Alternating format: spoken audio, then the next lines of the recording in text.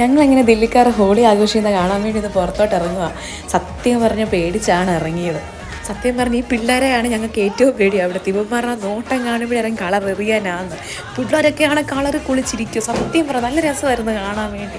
ഞങ്ങൾ പിന്നെ അവിടെ കതിലേക്കൂടെ കൂടിച്ചാടി നടന്ന് പിന്നെ അവരുടെ കുറേ വീഡിയോ ഒക്കെ എടുത്ത് ഞങ്ങളെ കാണുമ്പോൾ അവർ ചോദിക്കുന്നുണ്ടായിരുന്നു എറിയട്ടെ എന്ന് പറഞ്ഞ് വേണ്ട ഞങ്ങൾക്ക് ഡ്യൂട്ടി കൊണ്ട് എറിയില്ല. ചെക്കന്മാരൊക്കെ വന്ന് ഞങ്ങളെ എറിഞ്ഞ് കുളിപ്പിച്ചു.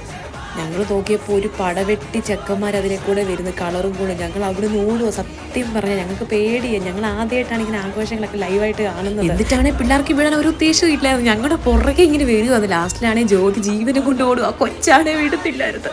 ഞാൻ അവളോട് പറഞ്ഞു പാടി പോയേക്കെ നമുക്കിനി ഇവിടെ നിൽക്കേണ്ട. ഇവളുമാർ ഇനി കളറെ കുളിപ്പിക്കും. ഞങ്ങൾക്കാണെങ്കിൽ കഴിഞ്ഞിട്ട് ഈവനിങ് ഡ്യൂട്ടി കൊണ്ട് എന്നെയും പിടിച്ച അവന്മാർ മുക്കി കളറില്ല.